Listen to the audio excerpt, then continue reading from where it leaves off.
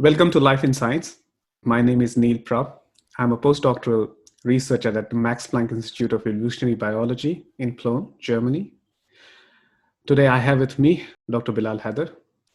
Bilal has recently completed his PhD in June of this year. So how does it feel to be a fresh doctor, Dr. Haider? It feels good. It's kind of feel like you've been in a long journey and it just finished and you are kind of enjoying a little bit of free time. And it's kind of a really tough journey. And after completing PhD, you feel like you're really now kind of stress free, and you have achieved the formal degree of your career. Um, uh, Especially being in science. So I think I kind of enjoy this, and but still it's hard to register that you are done with PhD because you have been in a really stressful time for 3 4 years, and then you realize that it's over, and then you actually your brain is just giving you signals that dude, you still have to work, and it's not done yet, but it's technically done. So yeah, I'm still feeling a little bit being in that kind of and you are used to keep stress all the time on your brain, but overall it feels good, enjoy it. I recently traveled to Pakistan, and you know I was on immigration, and they say like, oh, what do you do? And then you like, I'm a postdoctoral researcher. They're like, oh sir, how are you? So it's kind of like then you feel good about being a doctor. So you've had some research experience in Pakistan already. You worked at the NIBG, which is National Institute for Biotechnology and Genetic Engineering. And before that, you also worked at LUMS in Lahore. So NIBG is in Faisalabad, right? Yes, yeah. Yeah. So how was this experience different when you came to Germany? It So I did kind of researcher job in LUMS in Lahore, and it was for me it was really kind of getting more experience, because what I think even still in our curriculum, I don't know about India's curriculum, but in Pakistan, scientific degrees, they don't have enough I would say courses, or so their method of teaching science, especially for researchers, is not good enough. I had to struggle after my bachelor's and even my master's too. NICG is one of the really prestigious institutes in Pakistan. But what I have felt after completing my master's, that still there is a there is a gap of updated scientific approaches there. You still have to read and find positions to compete with international students. Usually they have really strong curriculum. And what I felt during my bachelor, especially bachelor's, that after even doing 16 years of education, you felt like, okay, you have done nothing, and you haven't uh, you know you haven't uh, you don't have enough courses, or whatever the field is, but you need to really update the curriculum. And then especially the scientific, especially the scientific degrees, like in biology, they really need to update in terms of uh, approaches, technology, and courses, especially courses. And professors in Pakistan, they don't really focus on updating. They still kind of old school, and they are not really up to date in their own field. So what uh, I have felt, and especially I suffered with my applications when I was applying for Europe and USA, that there's a really work that that needs to be done for the or especially on the bachelor's level, so that students can compete with the international students. In LUMS, that's I guess one of the really up to date universities in Pakistan, and they really work on that. And I think because I have taught some courses there as well for freshmen at bachelor's level. I kind of like really happy with their curriculum. So they really have to work on curriculum. What I think, especially in in scientific backgrounds, biology, chemistry, or physics. Yeah, so there are two things. First of all, what I understood from what you were telling was that basically the courses that you had were slightly antiquated and they didn't really prepare you to do cutting edge science here at the Max Planck Institute in Germany.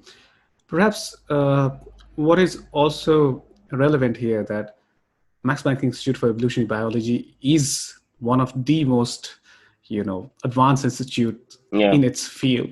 So even people who are from Europe and Germany might find that there would be difference in the level of science being done, right? So it's not a surprise that some of us coming from what is traditionally not the first world country or setup would feel that, right? So your feeling is it's not just you that who feels that. Most of us who come from that background have similar feeling, right? So when you were in school, were you already interested in research? Did you have any idea that this is what I would like to do in future? Um, so let's say starting from school, I mean, I don't have really, like feeling of doing research, or especially being a researcher, or but I still remember that I was really curious about scientific stuff. So, when you're in school, in high school, you're like curious about the experiments they have, like small. But at that time, I remember that I was not really comfortable with doing yeah, classical biology experiments, like dissection of frogs or like stuff. I'm like, no, this is not what I can do. But I was curious about plants, because then I was like, okay, I don't have to deal with the blood or stuff, because plants are kind of like easy to deal with. um yeah, that's true, like from even my high school, that I was and I also, like, my brothers were also scientists, so they were, I was like looking forward to them. And then I enjoyed, like, their research. They're like doing, like, computational stuff, like all evening you're doing something on computer, and I'm like, why they're like just like writing some stuff. That was the kind of like first, you can say, like first motivation, that, oh, research is kind of good. But I think it's in India, it's the same, that you have metric and intermediate. I think for people, sometimes they use SSE, no, sorry, SSC, secondary school certification, and then intermediate, it's higher secondary school certification. Yes, um yeah, I think it's the same. yes. And at that level, I was already, I had this in my mind that, okay, I'm gonna do research, and I would be a scientist at that time. You have five siblings. All your elder siblings have a PhD. So like Yes. you're number four there. Was there any option not to do a PhD? Well, I mean, I think our family, especially from Pakistan, I still had like a few conversations with my dad, and he used to say like, "Oh, dude, look at your, elder siblings. You gotta do the PhD. At least you're gonna do the PhD." And it was kind of like, when I was defending my, PhD at the end. Of course, they were excited, but it was not a new thing for them. Like, some families, I still remember, like, even some of PhD students, when they go back to Pakistan, they had like really big welcome, like ceremony or something. My parents were excited as well, but then it was not a new thing for them. It's like, oh yeah, one more PhD. So it was kind of like anticlimactic for me, that okay, I should have like really like nice welcome, but at the same time, it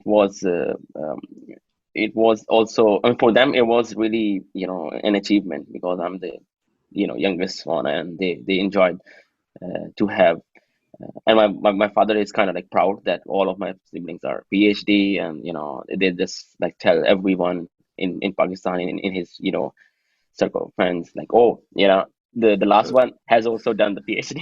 Some families are intimidated by this status as well. Like, they say like, oh yeah, these are like all academics, so maybe they are like really educated. But I don't think that I mean, this is the level of uh, like kind of judging the education, that you have PhDs or stuff. But still, they are intimidated by like, oh, this is like family of PhDs. would you like to tell people how you acquired the nickname Tija Haider, and Yeah. explain a bit what this means. So yeah, I mean, my brothers, they are also Dr. Heather because of the surname, and I was defending my PhD with Neil, and we were like, super excited. I was stressed as well, like, and then I tweeted about my defense because it's kind of like really, thing that you need to do on Twitter, that okay, market yourself that you have defended your PhD. So the next day I woke up like, really, like relieved, and I saw a text from Neil that, hello, Dr. Tija Heather. I was like, and Tija is the, I think for other people, Tija is the, three in Punjabi. And I kind of like enjoyed that joke, and especially my family as well. Like, oh yeah, dude, that's actually a nice pun, Tija Heather. Yeah, it felt great too. Like, there are three feathers. Let's delve into something which is a bit more serious, coming from our background. Do you feel privileged? Um, It's yes and no, but what I think that the important thing here is that yes, I mean these opportunities are really limited, and um, it's really, you know it needs a lot of work to be here or to come here, that you really have to work a lot, and especially what I think that even I can tell you about Pakistan, that the culture of applying for PhDs and culture of like acquiring knowledge is not really motivated. You really need to I think uh, what you need to do is you have to develop this culture, but at the same time these opportunities are really limited. So whoever comes abroad for a PhD, I think they are kind of privileged, but at the same time I would say that they can be more if there are people who can guide them and who can continuously motivate them that yes, you can do a PhD. And but again, as you said that this field is kind of really like less motivated because of the limited resources in universities or research institutes. So people are really no motivated, but at the same time some people who are really like who really want to be a researcher or scientist, they can find these opportunities easily. They can really come abroad and do their PhDs or research.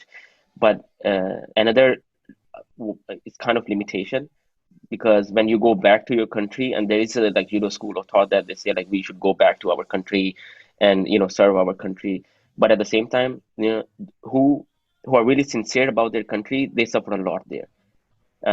And eventually they leave their country and they come to a good place where they can do research. So I think it's kind of privileged to find a position in Europe or USA to do a PhD.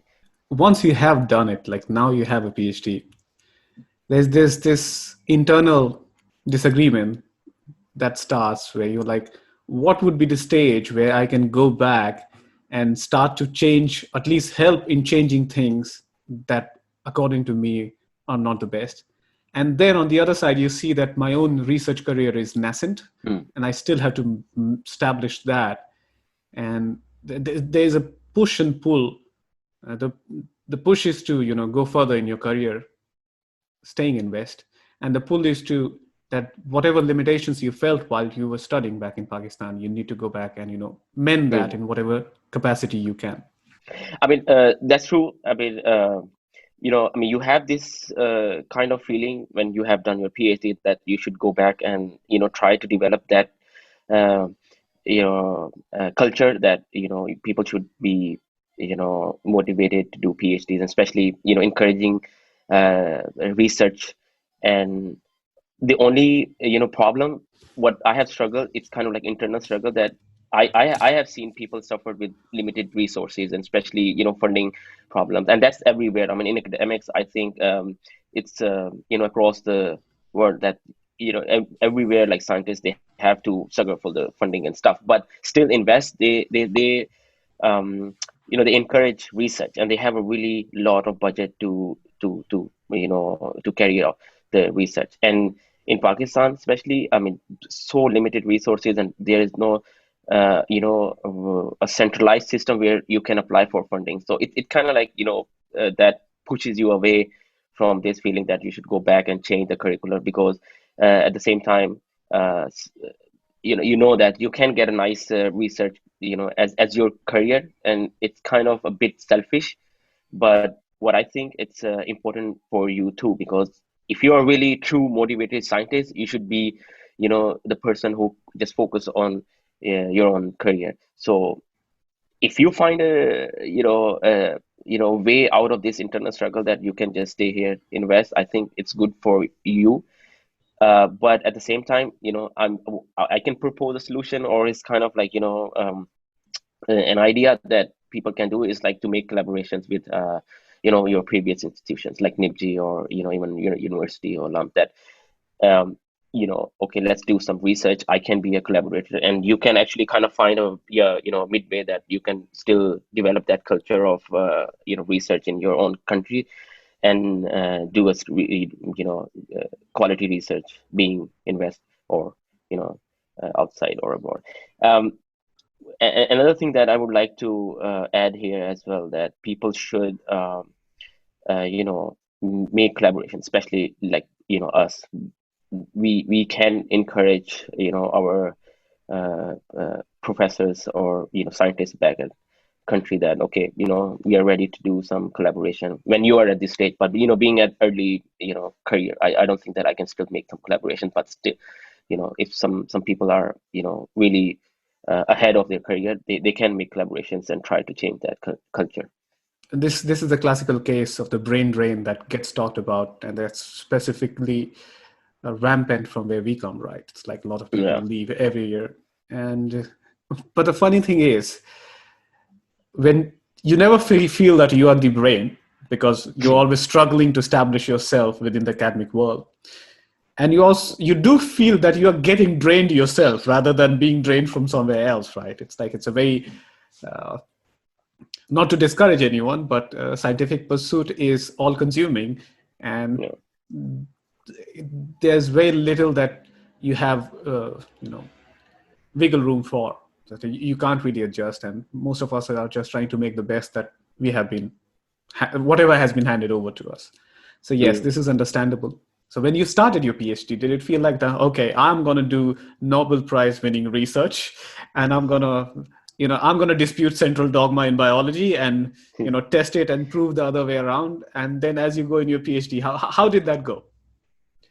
It's a really good question. Like I really enjoy the different phases of PhD, because first you start a like project, and then you're super excited about the project. You start reading relevant stuff, your papers, and review the literature, and then you really realize that, oh, there is a really big gap here, and you can really enjoy or especially when you find that gap, you're like, okay, I think it's going to be a groundbreaking research in my project. And then you start working on that. You were like proposing some experiments with your supervisor. They're like, oh dude, this is really interesting, you should go ahead. And then then there is a second phase. You realize that this shit is not happening. This is so difficult to do. And at the same time, you're motivated as well, like, okay, no, I think I'm going to try again and again. And then you just produce a lot of data, or results, let's say. And then you're just trying to make sense out of it. And at the end of your PhD, you're like, okay, I really want to end this. There must be some logical ending, or finishing line, otherwise I cannot have that thing to be over. And that phase at the end of your PhD, you actually hate your own writing as well. You're like, okay, I don't even know what I'm writing here. So I really enjoy all these phases. I think I remember like conversation with you as well. Like it's just like, just finish it. Like don't worry. Like don't be too excited. And then you realize your own, value in a field. Let's say like in evolutionary biology, that like it's nothing. It's just nothing contributed towards the field. And you're like, okay, now it comes the reality check that dude, relax. You just like like touched a small pixel of a bigger picture. um and I really enjoy like sometimes when you just meet your like younger PhD students, or like the one who started some research, and they're talking to you like, oh, I think it's going to be amazing, and I like, yeah, been there. So don't raise your hopes, or you should get excited, you should enjoy that phase, but there comes a time when you realize that, okay, it's nothing. So yeah. But this is something to be experienced. Yes, that's true. And then especially like, oh, of course, people would come to you. I mean, for people who are going to join PhD programs, or even like they have already started in first phase, it's it's going to be a lot of like advice, or like people are telling you like what to do, what to not do. But I think you're right. It's just like your own experience, and then you're gonna go through that too. Uh, I also kind of make myself like calm or relax when I'm really super stressed, that you're actually one of the thousands of PhD students every year being produced, right? So it's not like you're not a big guy. You just have to be, and it's just like a phase, like you just have to complete it and experience it, and you you cannot avoid that. So it's just going to be a normal PhD, another PhD. How do you end your PhD? When does it get to the point where you're like, okay, now I'm ready to finish it? Um, Yes, that's true. I mean, you romanticize your PhD at the beginning, but what I have felt, I think, by the end of my PhD, that I was just like trying to make a story out of it. And at one point where I realized, okay, I think, for a PhD, and of course, it's more of a, managing your project and training yourself to handle a project, So I would say that. Of course, you cannot touch everything, or like there would be like multiple horizons to explore the stuff that you're doing, but at the same time, uh, you can just make some points that, okay, this is going to be a story, and then you can just finish it, or like, oh, and it's good that when you just try to make those points, and then you realize that, okay, there are some future prospects as well, so you can see, okay, where the direction would go, especially for the next people who can do research in your field, or on your topic or stuff. So for me, I realized, I think, at the end of my third PhD, that okay, I think I have done enough. There are some results there, and then you can just make a good story, and just start writing. Um, it was hard as well, because I think sometimes you realize that, okay, one more experiment and then you can finish, but at the same time you don't have enough time, and then you realize, okay, there is a logical ending here, so just finish it, and let's uh, move forward. So you're basically saying this kind of reveals itself eventually. Yeah. I mean, it's sometimes it's hard, because I know some of my friends, they struggle with this, stuff, that, oh, I don't think that I can finish it here. But if you really think about it, and I think it's good if you have a time limitation, because that can give you also kind of deadline. Okay, I think this is the end, I should stop here. So if you have like this kind of program, I think that helps you to deal with the this never-ending research feeling. Given that everyone who will give you an advice about how to do a PhD at best has done one PhD themselves, Yeah, exactly. herself or himself, there's not much one can really advise anyone else about, not at least about the details. And the Yeah, rest of it goes not just for PhD, it's for life. Don't take stress. You'll know when it's done. It's like it's very generic. It's like really yeah, no one can actually help you out, including your PIs. Like with all the best intentions, there's very little they can do on the mental side of how yeah, things are. And we want to end the serious note right now on this, but that's mostly it's all about, being mentally prepared to finish your PhD. yeah. That's it. Usually, like a lot of people, especially in your peers, they say like, oh, don't take stress, I mean, it's gonna be fine and stuff. But what I suggest, or like sometimes, I talk to people like, no, it's going to be a stressful time. So recognize or register that thing, that you're gonna be in a stressful, because that can prepare you for like it can also train your mind or brain that you know how to deal with stress as well, because you know you're just at the beginning. It's just going to be more stressful as well if you're going to be really a scientist, or you're really motivated by you know research. So embrace the stress but it can help you for the normal life or your you know like normal routine as well, because sometimes you struggle with different stresses, like you know outside of your career. So it can help you to train your brain that how to deal with those stresses as well. So what I you know think that it's useful that you register or you accept that. I mean, this is the acceptance that you know you should have, that okay, it's going to be like really tough time. Or and I remember when I started my PhD, I struggled a lot, and I just you know I thought like, okay, I should just you know stop doing it because I cannot handle it. But at the same time, you know, I said like, okay, no, don't give up, just keep trying, keep doing it again and again, and that's going to happen in the project as well. You know, whoever is going to start a PhD, there would be multiple tries. You know, there would be you know everyday failures. That's what I would say. But uh, I really enjoy it, you know, doing it, because what I think like if somebody is struggling with that kind of stress, that you know how to handle that, I would say if you wake up the next day and you are super excited to repeat or do an attempt for your experiment, I think that keeps you motivated, and that's a good point. You know, kind of your I would say relief that okay, I'm still motivated and I can do it again.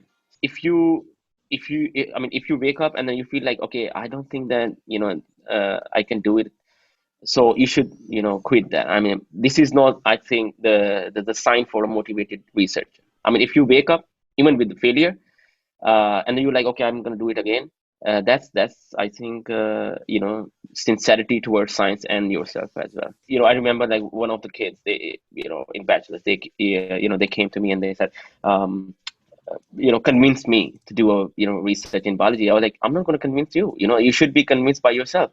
What I can tell you that yeah, I enjoy doing it, and on what basis I can tell you that keeps me motivated to do you know research. Especially I was doing plant research at that time.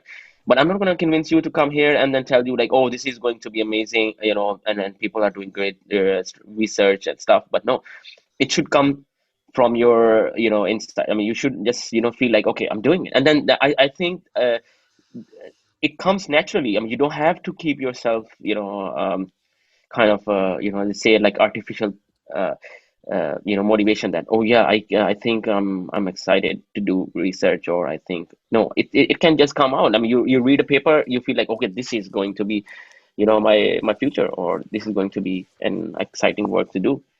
PhD is not as a structured course as, let's Mm, say, everything that you do before that, a bachelor's, a master's. Like there's always an exam that you get, even if you have done a research master course where you worked somewhere else. You know that you'll write your master's thesis by the end of 1.5 year or 1 year. A lot of confusion comes from the fact that even if many graduate schools say that this is a 3 years course or a 4 years course or a 5 years course, that's not how doctoral research pans, right?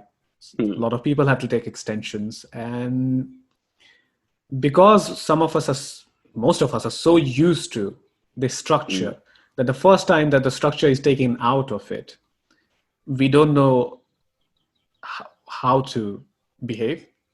That's mm, also one of the reasons that it's in my impression the Max Planck graduate schools have this thesis advisory committee, and mm. we just have no clue how to approach the first TAC meeting, the thesis advisory committee meeting. Some of us go with this point of view that we are going to absolutely blow their minds, and they will say, "Oh my God, Yes, this is amazing," but that rarely happens, right? yes.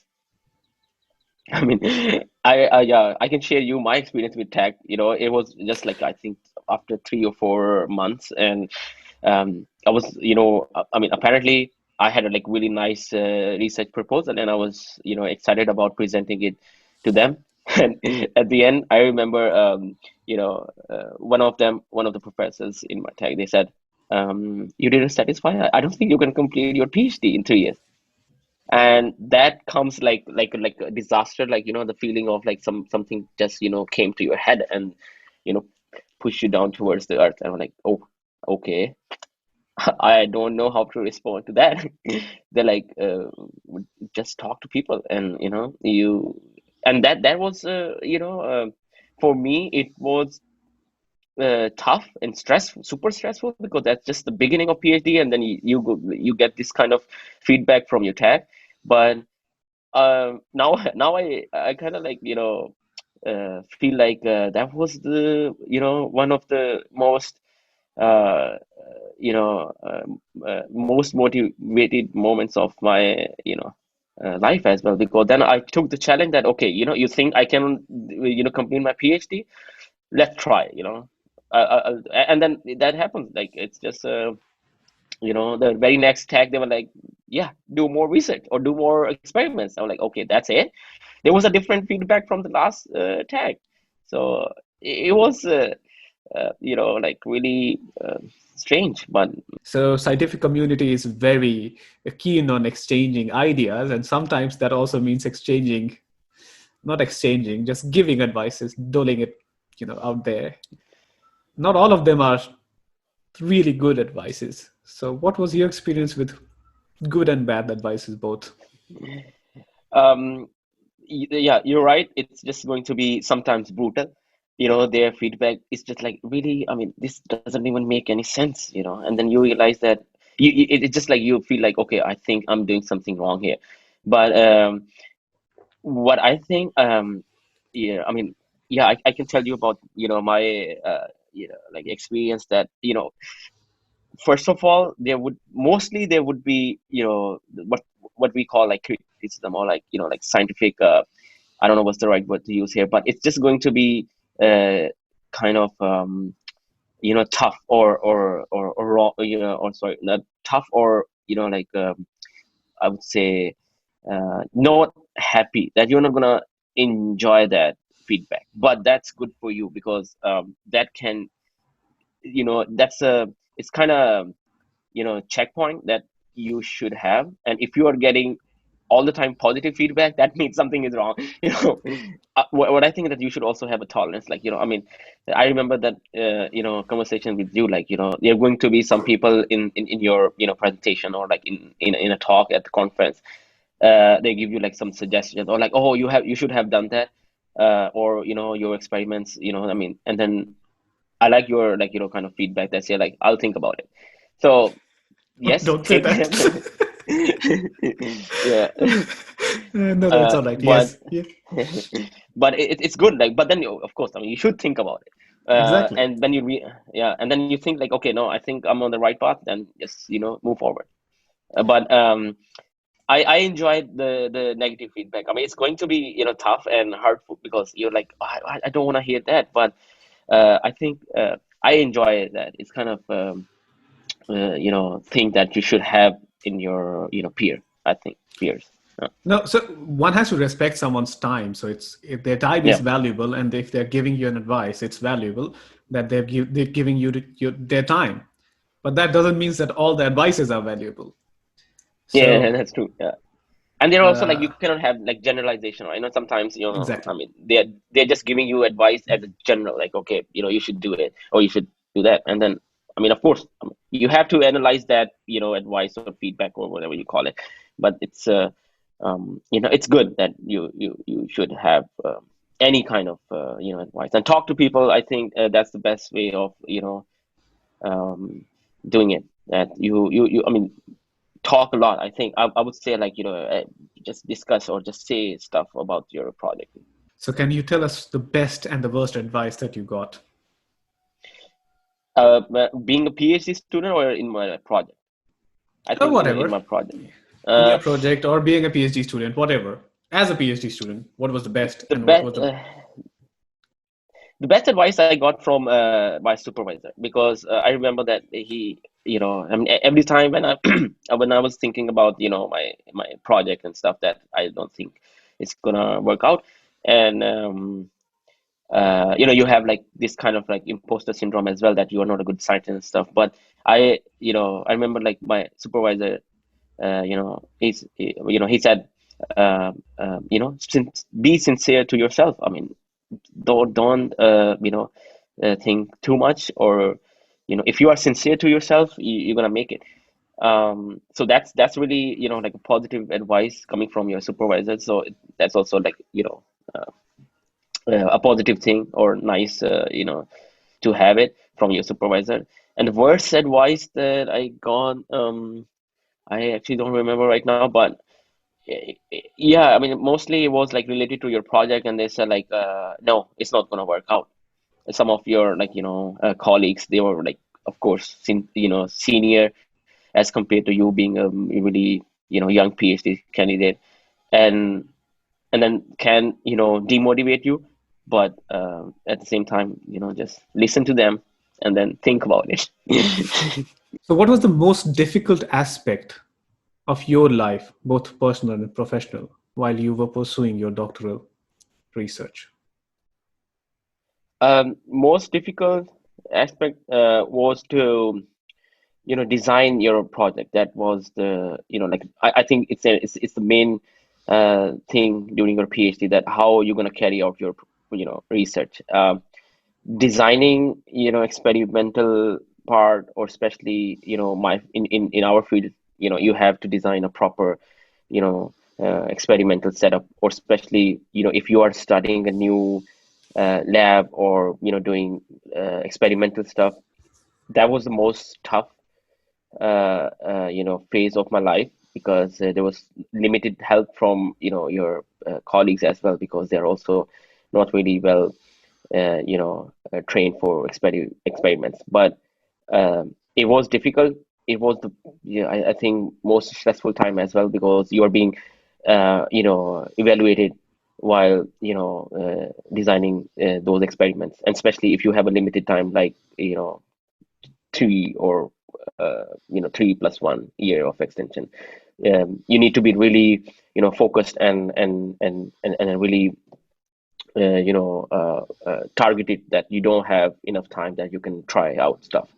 And the easiest one, enjoyable moments, uh, uh, those were, I think, when I was at a conference, or like, presenting somewhere, because at that time, at the same time, you are of course being peer reviewed by like different, scientists in a big conference, but you also enjoy that phase, because you know your project, and then you are explaining it, and then you get some feedback that, okay, you're going in the right direction. So that's kind of, easy part, because you have some results, and then you're trying to make, sense out of it.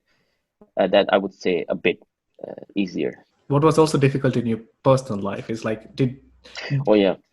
yeah, did you suffer because of how Um, everything else was? I mean, it was like, because of my, like, personality as well. I mean, I'm kind of guy who takes a lot of stress, who just who takes, like, stuff really, you know, in a really stressful situation. Like, even like a small thing can just, trigger me a lot of stress. But for my project, it's a continuous, like, even like during your sleep, or your, free time, or even with your family as well, you're just thinking about your project, that it should come out. um I mean, this should not be the, case for you as a, good PhD student. What I think that you should, and that can also help you in your personal life, that you should, keep your work outside of your personal life. You just say like, okay, this is, designated hours of the day for my research, and then the next day, it rest of the day should be your, hobbies, or whatever you do, or whatever you like to do. So I think my personal life during a PhD, suffered a little bit, and that's just because of, my own, personality. But um, what I think that, I mean, of course, I also enjoy like daily, gathering with friends as well. But um, what I think that I should have done more, stuff outside of my PhD project, which I haven't done. And I kind of like, I think that I didn't did yeah, I didn't do justice with my, personal life during a PhD. So PhD was tough. What did you do to relax, and how much fun was it? Um, yeah, I enjoyed my PhD, of course, but to calm myself, let's say, over the time, um, I'm not really socially active, but I have like probably a nice circle of friends here, Yeah, and let me stop. every Let me stop you there. That's a lie. Bilal is the most socially active person in our institute. Uh, Wait, once he met an accident, and just the sheer number of people who were asking questions in the department was like, oh my god, everyone wants to know what's happening with Bilal. So no, rephrase that. no, it turns out to to a story. That's why I think I got it from the institute. Otherwise, nobody's gonna like know it that something happened to me. But but what I did during my PhD, like every weekend was kind of a event. Somehow I managed to do even work at the weekend as well. But I really love to have my Fridays great. Socialize with your colleagues, even friends. It's a small town, so you cannot have activities outside of the institute. So we are really well organized and into each other's life. But it's nice to have good Fridays and talk discussions over the drinks. And I really enjoyed weekends, that I must say. And I think it's I mean, my experience, I think it's a nice approach to have, especially if you're really into your project. Keep your weekends empty or relaxed. uh, Try to have fun maximum on Friday evening, because that's the best part of the weekend, and then you're good to go for the next week. That's true. Work hard and party harder. That's Bilal's motto. Exactly. But I'm surprised you didn't mention it. You like to cook, and you make it a point to cook every weekend, right? Yes, that's true. I mean, especially like coming from our culture, Neil would agree with me that usually people don't know how to cook, like especially we boys are. But I was already a great chef back in town, in Lahore. Even I used to cook with my mom, and we enjoyed cooking there. And I enjoyed here as well. I mean, I really cooked a lot, different dishes. Apparently, hashtag humble brag. I'm a good cook. Yeah, for people who will get to meet Bilal, he cooks real great lamb biryani. If you're a vegetarian, then it's quite unfortunate he doesn't cook anything worth knowing vegetarian wise, but he makes real nice lamb biryani. And the thing is, it's really difficult to get nice lamb where we are. Yeah. So as the story would go, once we managed to get hang of 2 or 3 kilos, how many kilos of lamb were they that you got? It was kind of like, yeah, I think like around one or two. Like it was a lot, and especially we went to a special butcher to buy that. Exactly. You remember that appointment, and we had to make it, and then we bought So that it lamb. was cooked for 4 hours, and I Yeah. think that was, but we finished more than 2 kilos of lamb biryani. So 2 kilos of meat in there. The rest was biryani, and both Bilal and I just finished it in like we kept eating it till it was finished, and then there was some cricket match going on that we were watching. Yes, I think it's probably some cricket match, and then we just kept eating. At the end of the day, we just passed out. Like, okay, I cannot even move anymore. It was too Yes, much food. and after that, Bilal ate a tub of ice cream. Yeah, that too.